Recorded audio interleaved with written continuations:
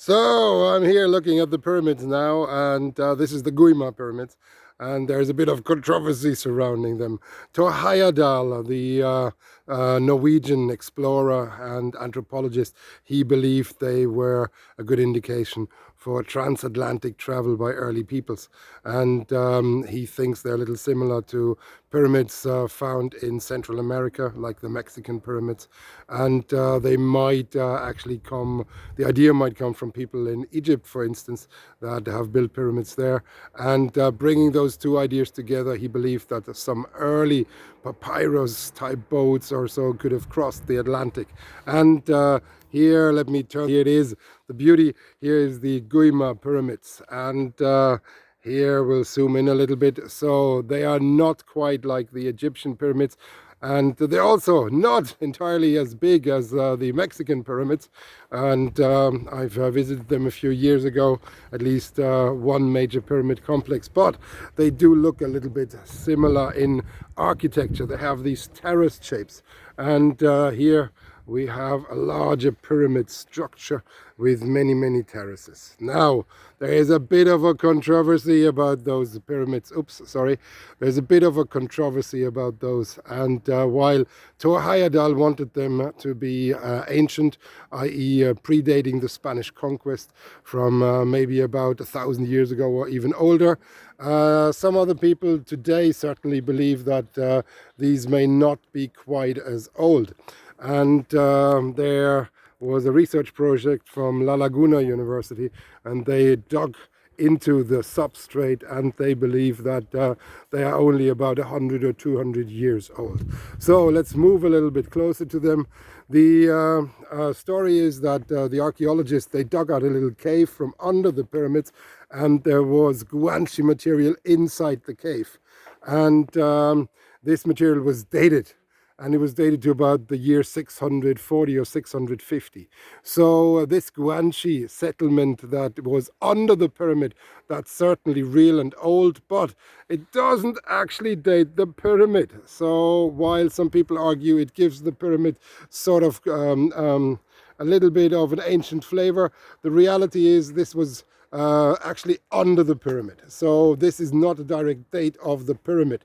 And I'm gonna step into things here a little bit, also I guess I'm not supposed to, but here we are. So the other story is that here on the slopes in the Guimar Valley, there is a lot of rubble of material coming from high up, and it's argued that the local farmers were trying to build terraces. Terrace farming is very common here in the south of Tenerife, particularly in the southeastern corner, the southwestern corner, and this could have been just an attempt to create some land, some arable land where people could actually cultivate things. And this is also the area where the giant onions come from, for instance, which are usually grown in terraces. So this is a bit unsure, and the archaeologists from La Laguna University, they argue the substrate that into which these pyramids were set, they actually had a little bit of pottery underneath it, and they dated the pottery to be about 200 years old. They argue this is imported pottery. It's not pottery that was made on the islands. It is foreign pottery, and the Guanche probably had no such thing than foreign pottery, although some people say some seafaring nations may have had contact with them, but this is likely younger pottery, they argue, and therefore the probability of these pyramids being rather young and built on material that has some remnants from 200 years ago is not unreal.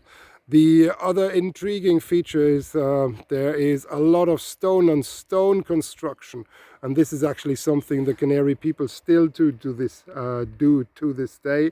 They build walls in the fields of rough volcanic stone to clear the fields, and they can make beautiful walls from that. They're kind of stable in itself without using any cement or so. Now, having said this, I grew up on a farm, and I remember, with a real unwillingness, I was reasonably frequently sent in early summer out on fields to pick up stones because it wouldn't be good for the tractor and the plow if it hits too many stones. So I remember days out there on the fields picking up stones. On the other side, it was interesting because I found a lot of stones that I thought were intriguing, and I guess part of my interest for stones and rocks comes from that. But I think to make arable land, this is a common practice. So there is something to be said for the agricultural hypotheses of the last, say, 200 years or so. So it's not for me to decide, but anyway, I just thought I'll present that. So I'm going to walk a little further. There's a few smaller pyramids here as well. And this is actually intriguing because you would think that they built up a major pyramid if it was an event, but of one kind of generation. But I think if you're farming, you might not want to carry it too far, and you make maybe several little pyramids. So I guess from my personal experience, maybe I'm a little biased, but I'm hinting towards the younger origin rather than the ancient origin. Okay, more on this a little later. I hope you enjoyed that. Talk soon. Bye.